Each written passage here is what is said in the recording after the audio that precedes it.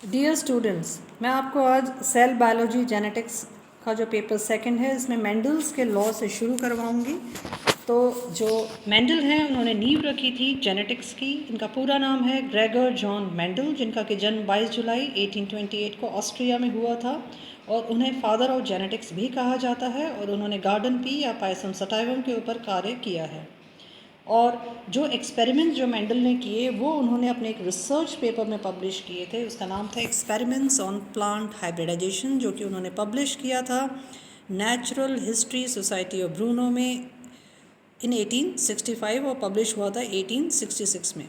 तो इस तरह से जो उन्होंने जो मटर का जो पौधा है वो जो उन्होंने चूज़ किया था उसकी कुछ खास विशेषता थी, क्योंकि ये मटर का पौधा एनुअल होता है, उसका शॉर्ट लाइफ साइकिल होता है, वो बाइसेक्सुअल होता है, सेल्फ पॉलिनेशन इसमें होती है कैपेसिटी, सेल्फ फर्टिलाइजेशन होने के कारण इसमें मटर के पौधे में प्योरिटी ऑफ कैरेक्टर्स मेंटेन रहता है और इसमें कॉन्ट्रास्टिंग कैरेक्टर्स भी देखने को मिलते हैं। इसका अगर हम हिस्टोरिकल या ऐतिहासिक महत्व देखें तो उनकी डेथ के बाद में 1900 में 3 वैज्ञानिकों ने इसको रीडिस्कवर किया था। कॉरन, सिजरमार्क और विरीज ने इसको डिस्कवर किया था और फिशर और हेल्डेन ने प्रिडिक्ट किया था कि किस तरह से एक्सप्रेशन ऑफ ट्रेट्स जो होता है उसको हम मैथमेटिकल प्रोबेबिलिटी से कैलकुलेट कर सकते हैं।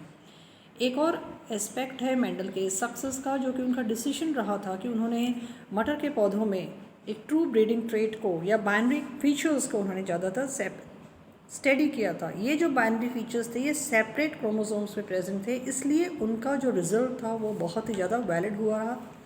और उन्होंने ये बताया कि किस तरह से पेरेंटल जनरेशन से कोई भी ट्रेट F1 जनरेशन या जिसको हम कहते हैं फर्स्ट फीलियल जनरेशन, या F2 जनरेशन जिसको हम कहते हैं सेकंड फीलियल जनरेशन, या F3 जनरेशन जिसको हम कहते हैं थर्ड फीलियल जनरेशन में, किस तरह से वो ट्रांसफ़र होता है सक्सेसिव जनरेशन में और किस तरह से उनमें वेरिएशंस होता है। तो उन्होंने टेस्ट क्रॉस भी किया, बैक क्रॉस भी किया। तो भाई टेस्ट क्रॉस क्या होता है? जब भी हम किसी पेरेंटल टाइप को किसी भी रेसेसिव पेरेंटल टाइप से क्रॉस करवाते हैं तो that is known as test cross. ऐसे ही होता है एक बैक क्रॉस। हमारा कोई भी पेरेंटल टाइप से अगर हम उसको क्रॉस कराएं तो that is known as your back cross. तो वो क्या रिवील करेगा, हम क्यों ये टेस्ट क्रॉस कराते हैं, क्या महत्व होता है उस टेस्ट क्रॉस कराने का, कि हमें किस तरह से प्रेजेंस को जांचना है कि रेसेसिव कैरेक्टर्स में कैसे वो प्रेजेंट है। तो क्योंकि उन्होंने पायसम सटाइवम या गार्डन पी को चूज़ किया था और उसके साथ कॉन्ट्रास्टिंग फीचर्स को उन्होंने उसमें चूज़ किया था कि कैसे वो प्रेजेंट हैं, और ये जो 7 फीचर्स हैं they are the dominant and recessive traits जो उन्होंने स्टडी किए थे इसमें, कि किस तरह से flower colour, plant height, seed colour, seed shape, pod colour, pod shape of flower की जो पोजीशन होती है वो डोमिनेंट और रेसेसिव के द्वारा है। मान लीजिए मटर का पौधा टॉल है, जो कि 6 से 7 फुट की लंबाई है, तो वो टॉल है, तो वो प्रभावी कैरेक्टर है। प्रभावी कैरेक्टर को हम लिखते हैं कैपिटल टी से, अप्रभावी को हम लिखेंगे स्मॉल टी से।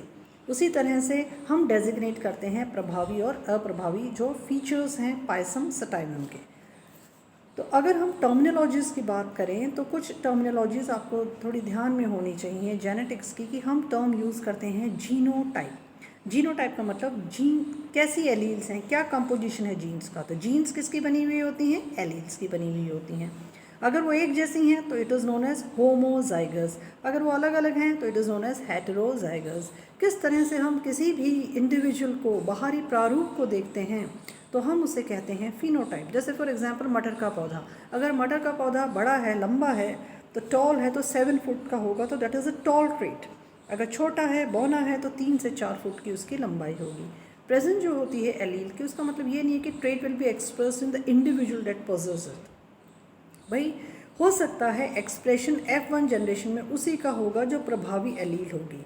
इसका मतलब ये नहीं कि रेसेसिव अपना एक्सप्रेशन नहीं करेगा। हेट्रोजाइगस, होमोजाइगस कंडीशन दोनों होती हैं। डोमिनेंट जो एलील होती हैं उसको हम अपर केस लेटर्स से डेजिग्नेट करते हैं और जो लोअर केस लेटर्स से हम रेसेसिव एलील्स को डेजिग्नेट करते हैं। तो उन्होंने पायसम सटाइवम को चूज़ किया था, लेग्यूमिनेसी फैमिली का सदस्य है। मैंने इसके इम्पॉर्टेंस फीचर्स की हुआ कि क्यों इन्होंने इसको चूज़ किया था, क्योंकि प्योरिटी ऑफ कैरेक्टर्स ये यहाँ पे प्रदर्शित करता है। और पहला जो नियम उन्होंने प्रपोज किया था, उनके 3 नियम हैं। पहला नियम है लॉ ऑफ डोमिनेंस। तो लॉ ऑफ डोमिनेंस ये बताता है कि जो प्रभावी जो ट्रेट है वो पहली जनरेशन में एग्जिबिट होगा।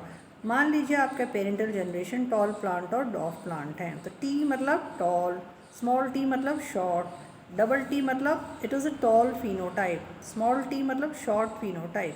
तो अगर हम इसको F2 में इसको हम क्रॉस ब्रीड कराएं तो आपका कैसा रेशियो आएगा? यहाँ पे आप क्या देखोगे, ज़्यादातर क्या है, 3:1 है, मतलब टॉल जो है वो प्रभावी है पहली जनरेशन में।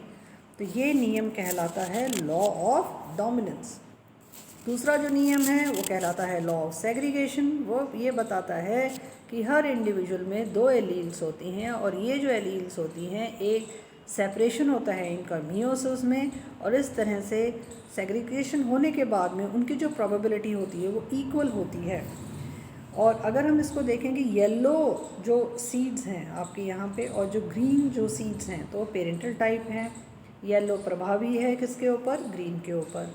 अब यहाँ पे F1 जनरेशन में अगर हम देखेंगे तो हेट्रोजाइगस में आप क्या देखोगे कि येलो होंगी, लेकिन जीनोटाइप कैसा होगा, कैपिटल Y और स्मॉल y, इनका फिर सेग्रीगेशन होगा, दोनों ही बराबर रूप से सेग्रीगेट करेंगी। इस तरह से हम एक स्क्वायर बोर्ड बनाते हैं, इसको हम बैट्सन प्यूनेट स्क्वायर बोर्ड या चेकर बोर्ड कहते हैं। इसमें हम सेग्रीगेशन करते हैं गैमीट्स का। तो यहाँ पे आप क्या देखोगे, येलो कैपिटल Y डेजिग्नेट करता है येलो को, स्मॉल y डेजिग्नेट करता है ग्रीन को। तो आपके कितने येलो सीड्स बन गए फिनोटाइप में, 3:1। लेकिन अगर आप जीनोटाइप देखोगे तो जीनोटाइप क्या है, 1:2:1। 1 क्या है, कैपिटल Y पूरी तरह से yellow, y that is 2, green is your small y, तो 1:2:1 वो कि जीनोटाइप है। फिनोटाइप क्या है, 3:1। तो ये नियम क्या कहलाएगा, लॉ ऑफ सेग्रीगेशन। थर्ड जो नियम है उसको हम लॉ ऑफ इंडिपेंडेंट असॉर्टमेंट कहते हैं।